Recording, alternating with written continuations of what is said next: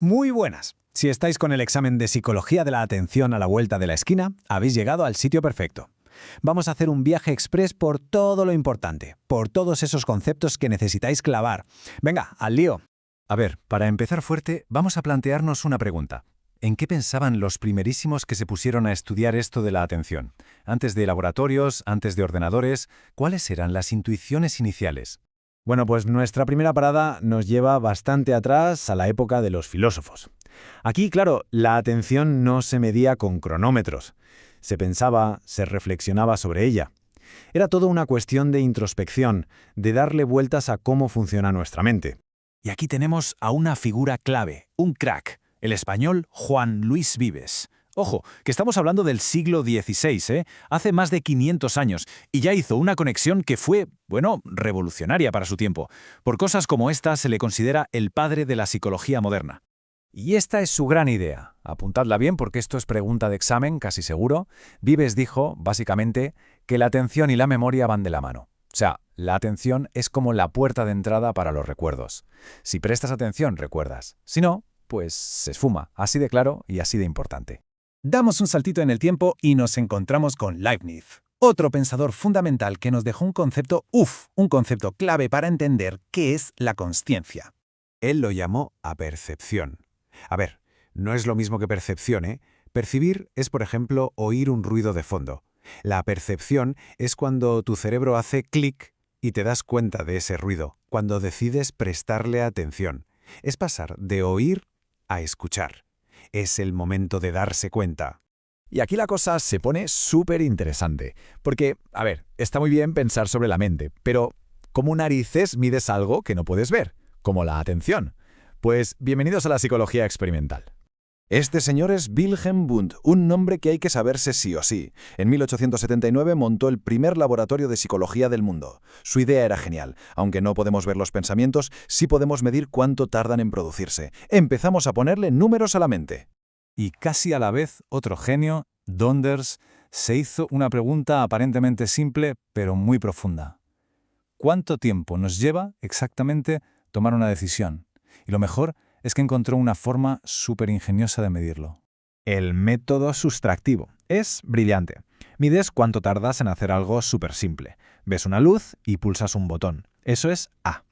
Luego lo complicas un poco.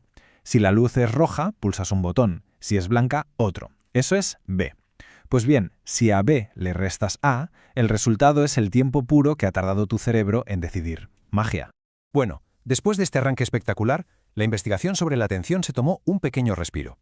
Llegó el conductismo y se centraron más en lo que se ve, en la conducta. Pero incluso en esta época, hubo un experimento que se hizo mundialmente famoso y que nos enseñó algo increíble sobre nuestros automatismos mentales. Es la famosa tarea de Stroop. Venga, vamos a probar. Hay que decir el color con el que está escrita la palabra, no la palabra en sí. ¿A qué cuesta un montón? Cuesta porque leer es algo que hacemos de forma tan automática que se mete por medio y nos lía.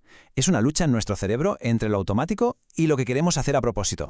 Pasada la Segunda Guerra Mundial, la mente vuelve a ser la protagonista. Los psicólogos empezaron a pensar en el cerebro como si fuera un ordenador, un procesador de información. Eso sí, un procesador con recursos limitados. No podemos con todo a la vez.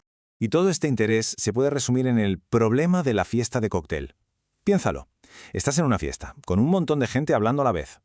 ¿Cómo es posible que tu cerebro pueda sintonizar una sola conversación y hacer como si las demás no existieran? El primero que intentó dar una respuesta seria fue Donald Broadbent. Su modelo es el del filtro o el cuello de botella. Imagina que toda la información llega a la vez, pero solo una cosa puede pasar por un filtro para ser procesada. Lo que eliges, pasa. El resto, ¡puf!, se bloquea y se pierde para siempre. Pero este modelo tan radical tenía un pequeño problema que seguro que todo el mundo ha vivido. Estás en esa misma fiesta, a lo tuyo, y de repente, desde la otra punta de la sala, oyes tu nombre. A ver, si el filtro lo bloqueaba todo, ¿cómo es que eso ha conseguido pasar? Y aquí es donde entra Andresman para solucionarlo. Su idea fue genial. El filtro no es un interruptor de encendido y apagado, es más como un regulador de volumen. Lo que no te interesa, le baja el volumen, lo atenúa, pero no lo elimina del todo. Y claro, cosas súper importantes para ti, como tu nombre, tienen un umbral tan bajito que consiguen colarse aunque el volumen esté bajo. Y con esto ya nos metemos en la psicología de la atención más moderna, que utiliza unas metáforas muy visuales, muy potentes, para explicar cómo movemos y dirigimos nuestra atención. La metáfora más conocida es la del foco de luz, o el spotlight. Es como si tuviéramos una linterna mental. Podemos apuntar con ella a una zona del espacio y todo lo que quede iluminado por ese foco se procesa mejor, más rápido.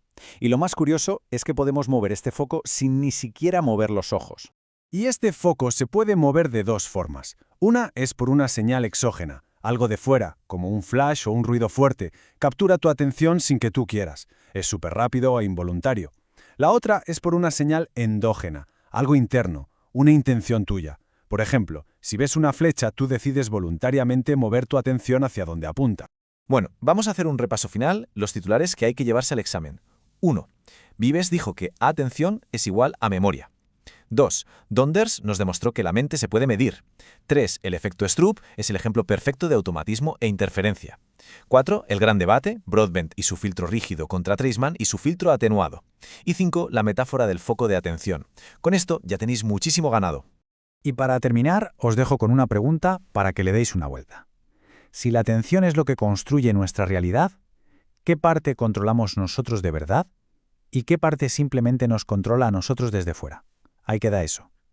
Muchísima suerte en el examen.